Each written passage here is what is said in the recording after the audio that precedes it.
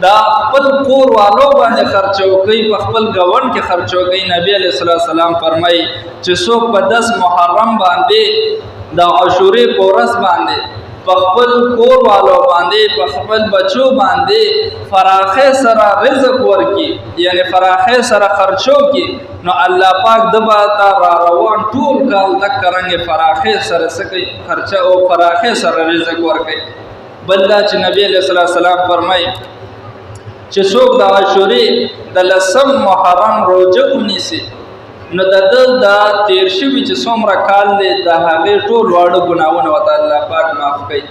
بیا بل روایت کې راځي نبی کریم صلی الله علیه وسلم فرمایي چې تاسو د یهودو نه مخالفت وکئ په دې محرم کې، په 10 محرم باندې یهودو نه مخالفت وکئ.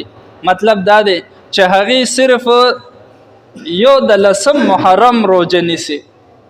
نبی کریم صلی الله علیه وسلم یو ځل په سفر باندې روانو، یو ځای ته ورسېده، هلته یهودیانو هغې سره ملاقات وکړو، نو ورته وویل چې زمونږ څه ده؟ روژه ده.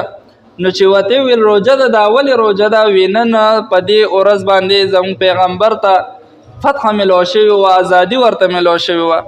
نو ورته یې ښه، نو وی زه خو دا ستاسو خپل ورور سره یعنې پیغمبر سره زه زیاته مینه کوونکی یم. صحابو ته وویل چې تاسو د یهودو نه مخالفت وکئ، یعنې تاسو 2 روزې ونیسئ، دی یو د 10 محرم نیسي، نو تاسو داسې وکئ چې نه هم د محرم یا 11 د محرم روزه ورسره ونیسئ.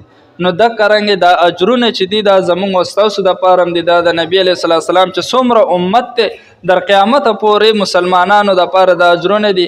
نو نن 2 اسلامي تاریخ